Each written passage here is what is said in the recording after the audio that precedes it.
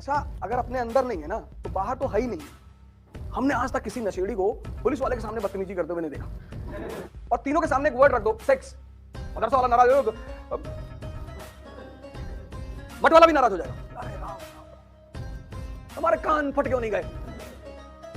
Missionary वाला कहेगा it's a beautiful thing, it should be enjoyed. 99 लोग अगर एक बात को दोहरा रहे हैं तुम्हारे सामने लगातार, तो तुम बहुत दिन तक रेजिस्ट नहीं कर पाओगे, टूट जाओगे।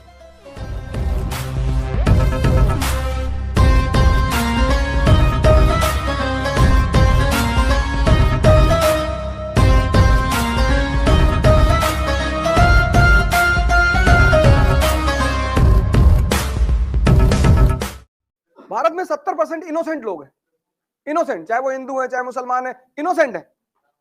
20% बदतमीज है। 10% को बेचारों को समझ में नहीं आता कि जनता से जाके कहे क्या। आज की जो परिस्थिति समाज में है, आज प्रेजेंट, अगर तुम ज्यादा सेकुलरवादी बनो तो तुम्हें अपने ही लोग मार डालेंगे। अगर 20-25 हिंदू बैठे हुए हैं और वहां तुम कह दो कि अरे मुसलमान ये और हमारे भाई फलाना, कहते इसी ये मार मार मार इसको। तो अब आजाद देश कैसे हुआ? जो ऊपरी भारत में जब भी क्रांति होगी ये ऊपर से होगी। सुरेंद्रनाथ बनर्जी, सुभाष चंद्र बोस, शक्ति अर्जित की, समाज में स्थान बनाया, पार्लियामेंट में आए। वही तुम्हें भी करना पड़ेगा। आज जो नेता है उसके सामने तुम जाके खड़े होगे तो तुम्हारी भी तो कोई हैसियत होनी चाहिए। जैसे अन्नामलाई, वो तमिलनाडु का लड़का, आईपीएस, कर्नाटक कैडर का, ठीक है इलेक्शन हार गया, लेकिन आइडेंटिटी तो था, है तमिलनाडु में। Annamalai is the best example. 2009 या 10 बैच का आईपीएस, कर्नाटक में जॉब किया, 10 साल नौकरी की, रिजाइन किया, पॉलिटिक्स के अंदर आ गया।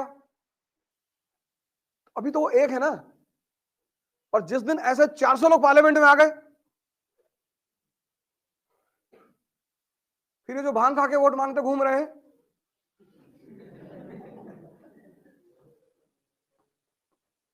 नहीं मैं किसी का नाम हम ही खाते हैं तो हम दूसरे को क्या कहें।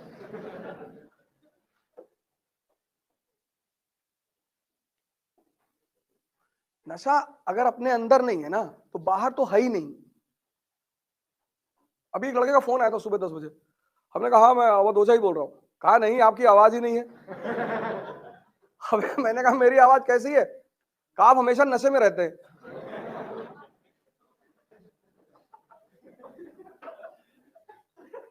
गणेश नाम है और आज ही मुझसे कहा था कि मेरा नाम क्लास में मत लीजिएगा।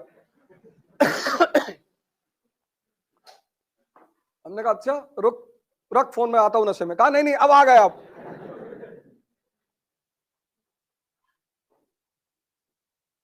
तभी तो अमिताभ बच्चन ने शराबी में कहा कि नशा अगर शराब में होता तो बोतल भी नाचती।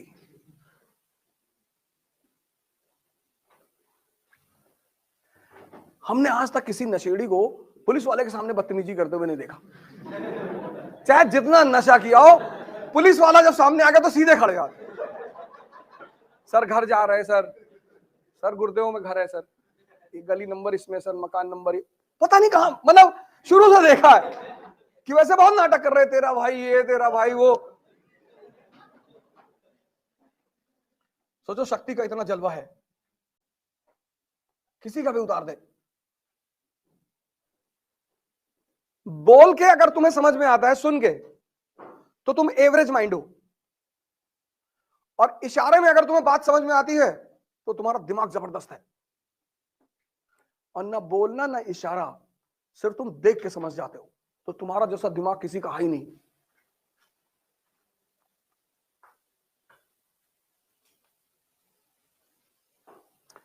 एक भाई साहब हमसे मिले, मैं गोल्ड मेडलिस्ट हूं। तो अभी सुप्रीम कोर्ट में जजमेंट दिया कि percentage is not the criteria of talent in the country. कुछ ना होता गोल्ड मेडल वेडल से।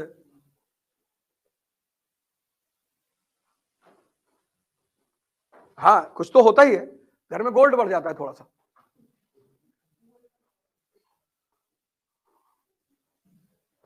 बाकी कुछ नहीं होता।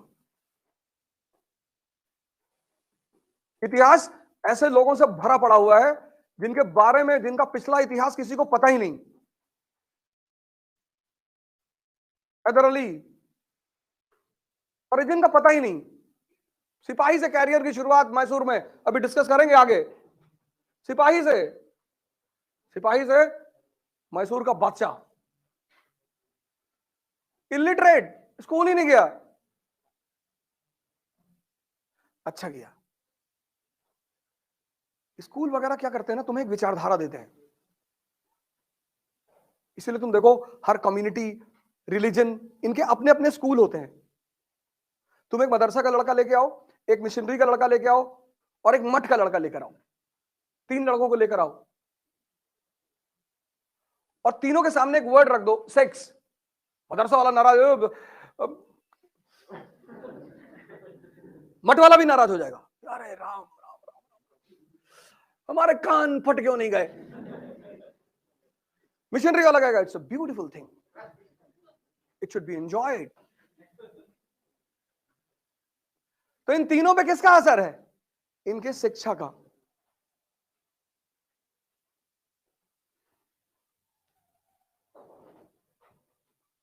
कम्युनिटी, रिलीजन, सब अपने अपने स्कूल चलाते हैं। बचपन से इंजेक्शन भरते हैं, इंजेक्शन। मुसलमान हो, अच्छा मुसलमान हो, 15-20 साल भरते रहे, बड़ा हो गया, मुसलमान हो गया। ऐसे हिंदू भी करते हैं, सभी करते हैं। ये आज से थोड़ी चल रहा है। समाज गुलामों का एक समूह है। उस गुलाम में से, उन गुलामों में से कोई एक छटक के बाहर आ जाता है। वो जब बाहर आता है तो 99 एक तरफ हो जाते हैं, वो एक अकेला हो जाता है। फिर ये 99 बहुत पत्थर मारते हैं उसको, बदमाश है, चरित्र ही नहीं है इसका। फिर जब वो एक चमकने लगता है अगर सौभाग्य से, तो सब रिश्तेदारी जोड़ लेते हैं। भैया बुआ है बनारस वाली, अच्छा।